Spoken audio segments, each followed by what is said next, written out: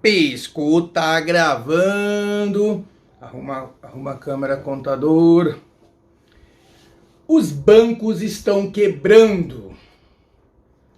Semana passada, um banco lá no Vale do Silício, na Califórnia, começou a ter problemas de liquidez. O Silicon Valley Bank. Eu anotei aqui porque senão eu esqueci o nome do banco. Ele é um banco bem grande e com uma relação com várias empresas de tecnologia. E de repente, começou a sofrer uma corrida por saques. E o que aconteceu? Todo mundo foi sacar o dinheiro, ele não tinha dinheiro suficiente para poder pagar todo mundo. Você sabe por que isso acontece? Vamos bater um papo aqui sobre esse tema. Mas antes eu quero me apresentar. Se você não me conhece, meu nome é Sandro, contador raiz. Dá uma força, inscreva no canal. Eu ajudo você, empreendedor. Aqui são vídeos diários, quase que diários mesmos, de dicas, histórias, tudo que eu vivi nesses mais de 15 anos empreendendo. O Silicon Valley, ele é um banco que muito provavelmente poucos de vocês que estão me ouvindo já ouviu falar. Ele é um banco que trabalha bem nichado. Ele é um nicho bastante específico, igual eu ensino para os clientes. Nicho. Mas só que ele conseguiu oferecer créditos aos fundos das empresas de TI, de tecnologia.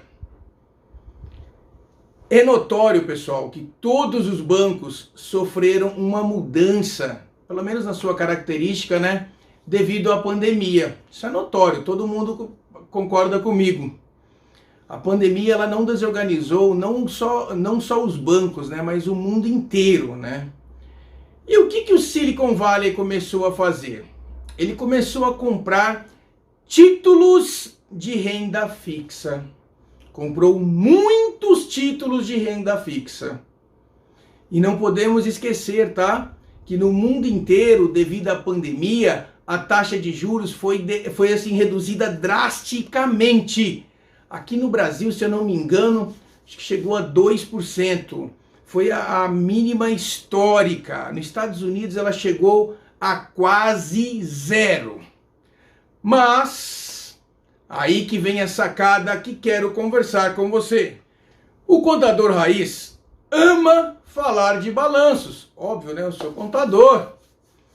Quando um banco, pessoal, ele compra um título de renda fixa, aquilo entra, estou dizendo no balanço, tá? Aquilo entra no balanço como um ativo. E o que acontece com esses títulos de renda fixa quando a taxa de juros começa a subir? Foi exatamente o que aconteceu nos Estados Unidos, inclusive aqui no Brasil. Você sabe o que acontece?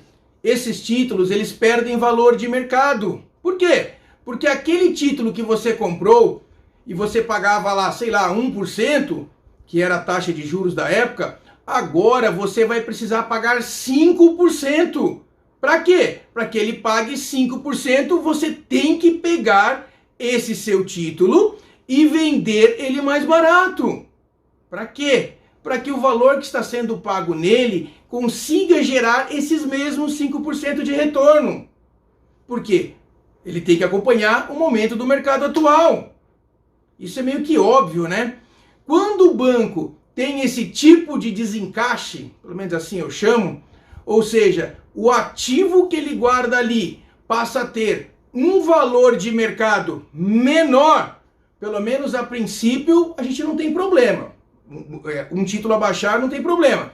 O problema é se dá, sabe quando? Quando você precisa vender esse título. Você consegue entender o problemão que eles arrumaram para o caixa deles? E que só vai vir à tona se eles realmente precisarem vender. E esse rombo, pessoal, que eu tô falando aqui, foi de 8 bilhões de dólares para 600 bilhões de dólares. Esse é o buraco que existe ali e que precisa ser tapado. No mundo dos negócios, você sabe, né? Nada fica escondido, nada mesmo. as notícias começaram a circular, a espalhar, que no caso desse banco específico, Silicon Valley, que o banco tinha vendido parte desse título para cobrir o quê? A sua necessidade de liquidez com prejuízo. O que aconteceu? Essa notícia começou a espalhar e os clientes começaram a se desesperar e começaram a tirar o dinheiro de lá. A história é longa, mas você já sabe o que aconteceu, né? Você sabe que foi o governo que bancou todos os clientes que tinham dinheiro naquela instituição financeira. Agora que eu consegui explicar o parâmetro de tudo para você, vem a análise que eu fiz e queria compartilhar com você. Você sabe, né, que esse universo é um universo que vive correndo riscos. Até aí, estamos juntos. E o governo fazendo isso, o que ele está fazendo? Ele parece um instrumento de salvação para um banco enrolado. E diversos bancos, nesse exato momento, estão vendo as suas ações, plof, despencarem. E o que vai acontecer? Eles também correm o risco de quebrar. E aí, o governo abriu um precedente. Eu vou bancar, eu sou o governo. Peraí, contador, mas não são os governos que são os responsáveis pelas fiscalizações dos bancos? Não é o governo que tem que fiscalizar todos os bancos para que eles tenham saúde para bancar suas operações? Quando eu compro uma ação de qualquer empresa, é responsabilidade de essa ação despencar. A responsabilidade é de quem? Não é minha? Vocês devem lembrar que em 2008, quando o governo também abriu esse precedente, ele imprimiu milhões de euros. Uma reflexão do contador. Se você está na sua empresa, tem algum problema com atraso de imposto, o governo, deixa eu ver se eu posso falar, ele está cagando e andando para você. É isso mesmo. E por que para os bancos as coisas são diferentes? Como que os bancos conseguem se colocar nessa posição de soberba?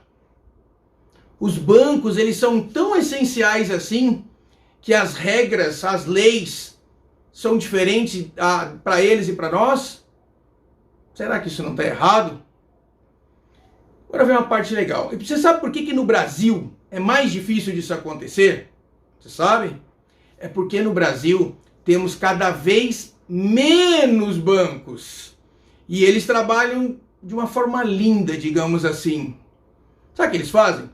Eles pegam o seu dinheiro, que está na conta corrente, não importa qual conta, depositado, e emprestam para o seu vizinho.